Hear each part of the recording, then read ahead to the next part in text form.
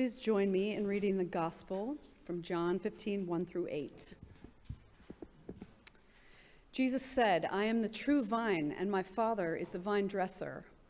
Every branch in me that does not bear fruit, he takes away, and every branch that does bear fruit, he prunes, that it may bear more fruit.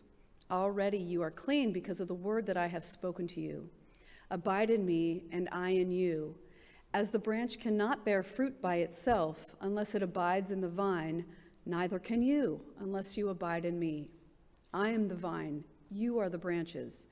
Whoever abides in me and I in him, he it is that bears much fruit. For apart from me you can do nothing.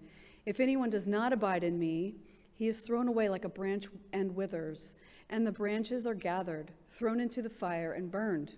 If you abide in me, and my word abides in you, ask whatever you wish, and it will be done for you. By this my Father is glorified, that you must bear much fruit, that you bear much fruit, and so prove to be my disciples." This is the word of the Lord. Well, I apologize. I allowed my giant horse dog to sleep in the bed with me. I don't know why that was a good idea. It was not a good idea. And so now I feel great. But right here, I beat the pollen. The pollen was stuck to the cars. It was so bad. And I'm an allergy person. I was like, I beat the allergies. But my dog put me over the edge. So unfortunately, I have a little bit of a sniffle that will go away in about an hour and a half. But that's too late. Anyway, sorry to start off weird. All right. Why is cleaning spring cleaning? You always hear that every year. I'm going to do spring cleaning. Why is it in the spring? Why not in the middle of the summer, right? Midsummer night's cleaning. Or why not in the fall? The leaves fall. You know, they get all messy. Let's start cleaning. Or in the winter, we're trapped here. It's snowy. We can't go outside. We might as well clean. Those all sound great, right? But why is cleaning in the spring? I'm blown away by the visual in the scriptures this morning. I hope you are paying close attention because I will be referring to a lot of the passage. But this visual, right?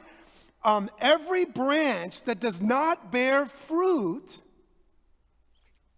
is thrown in the fire. What? That sounds harsh, doesn't it? That sounds really bad. Every branch that does not bear fruit gets thrown in the fire? Who is he talking about? That doesn't mean people, does it? Is he talking about people? I hope not. I'm always fascinated by stores.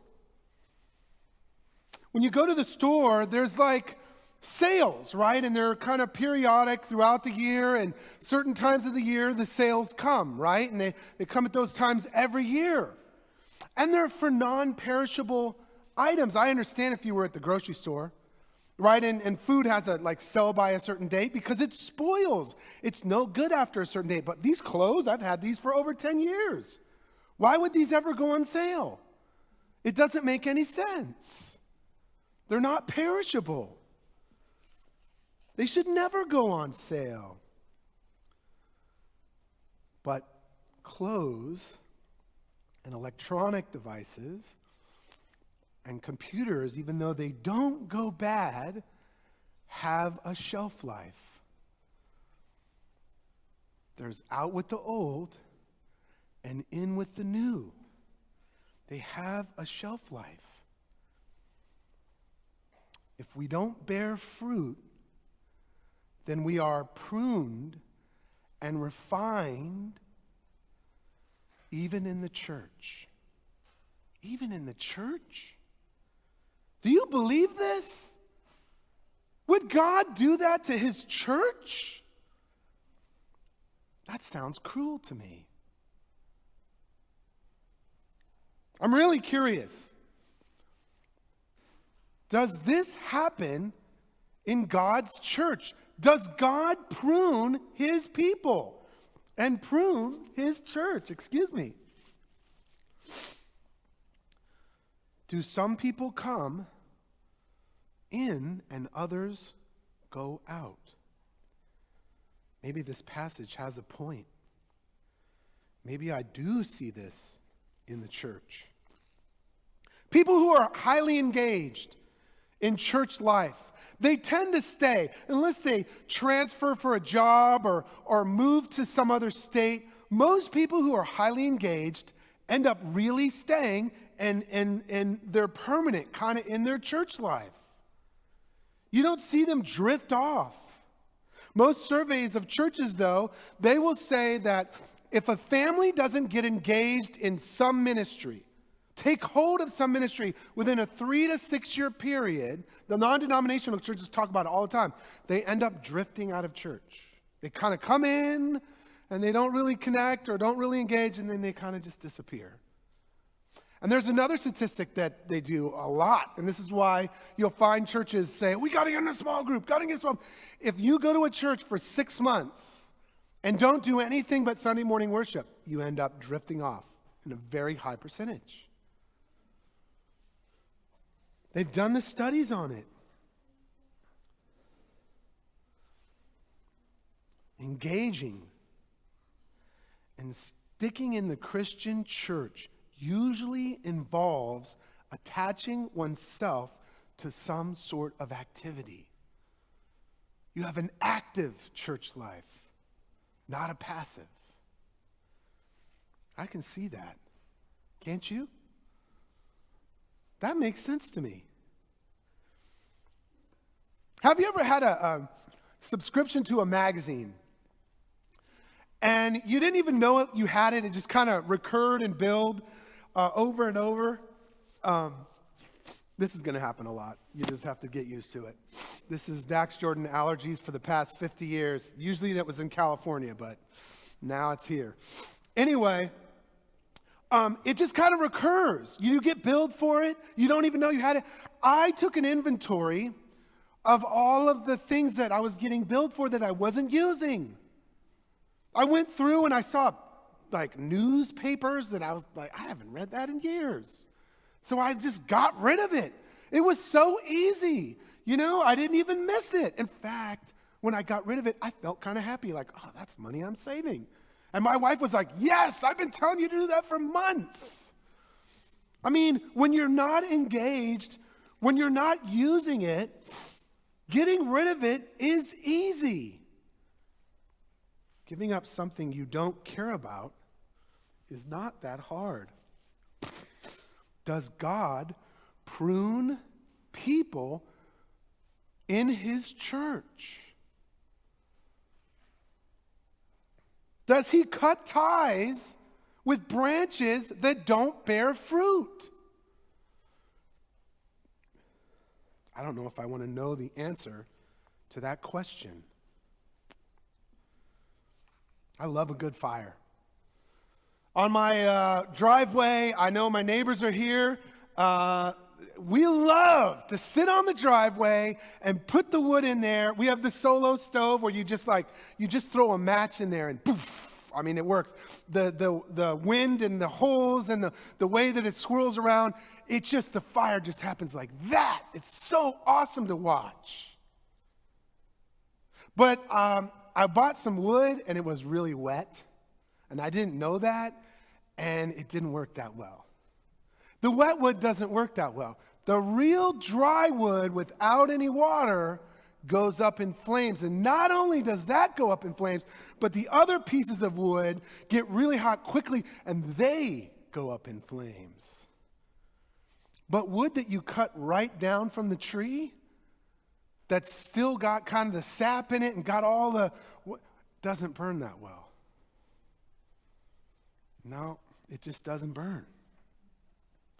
It's the dry wood, the dead wood, that creates the all-consuming fire. Some of you are smiling. I know where this sermon's going. I've said this before. recently actually, I am blown away at the Christian pastors out in internet land that are bashing other pastors in other churches. I'm blown away by it. The church has a battle against itself. When the world is in need of the goodness of God, what is the church doing? Bashing each other over nonsensical little technical theological points. The doctrine of the Trinity. Goodness gracious, there's much more to talk about than that. But yet, you have all these churches and all these pastors at odds with each other over such little things. YouTube has given the church a platform to try and bring down successful pastors of all other types of churches. Last year has been tough for churches. Really tough. For the first time in our nation's history, we didn't meet. We couldn't even gather. This was very different. And yet, what we're leading with online is this idea that we're teaching the wrong thing or doing the wrong thing. It's almost like we're at home with our cameras going online. We have too much time on our hands. Our front page is a narrative about how churches aren't doctrinally sound. Or they're on the wrong side of the political aisle. Oh, I see a lot of those. Is that what you want to say with your platform? Look, I know I'm being one too, right? I'm totally contradicting myself.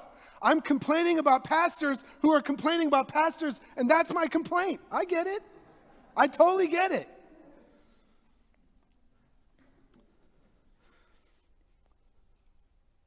But I pointed out to ask a very important question.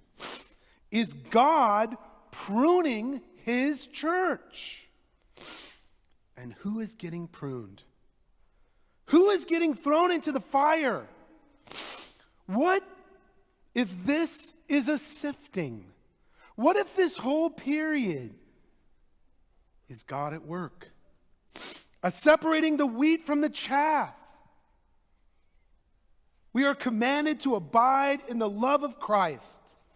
And we are told that we cannot bear fruit on our own. It is the vine that nourishes the branches.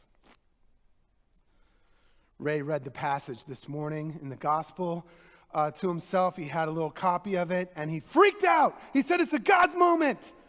The day we have our General Assembly is the Vine and Branches passage. What are the odds in the 3-year lectionary that it would fall on this Sunday? The one image that this church years ago wanted to always remember, that the image of Christ the vine and the image of us, the branches, was so powerful an image we did not want to forget it. If you forget everything you learn in Bible study, if you forget everything you read, we wanted you to be able to know your relationship with God by the title of the church. He is the vine and we are the branches. We should say that, huh? He is the vine and yes! We thought if you can't remember anything, you can remember that.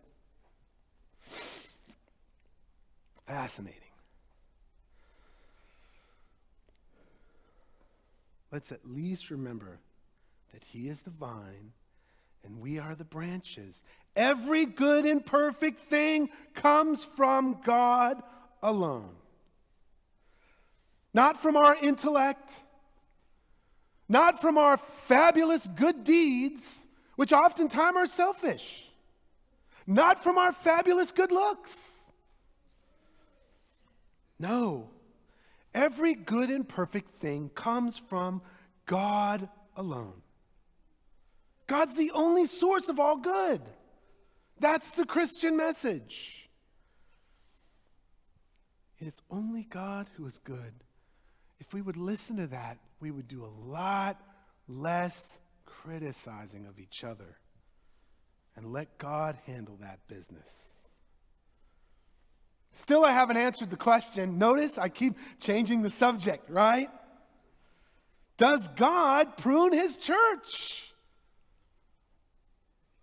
Well, does he? Does he prune his church? Yes, of course he does. But how? I know there are many of us who see God as having this great control panel, right?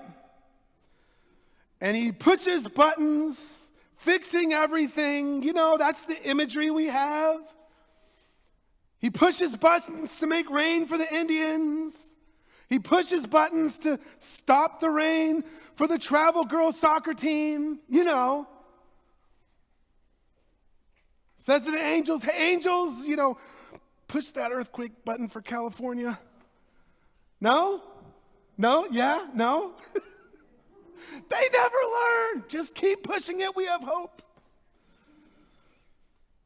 But there's people who have that imagery, you know, that God is sovereign, creates a very artistic picture of God having his hands in everything. And that's fine. That's fine. For a lot of us, that kind of helps us connect the dots. But for a lot of us, we need another narrative. This doesn't work as well. We have a different visual language. And for us, we look at this and we say, God gives us the freedom to burn the place down. And we are doing a successful job at that.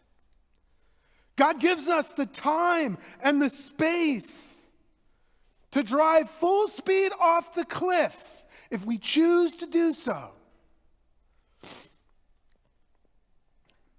You want to go up in flames? There's a road to destruction, and many are on it. Make a left or make a right. It is your choice.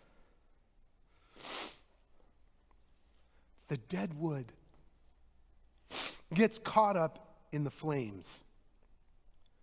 But the branches that are alive and nourished by the vine bear fruit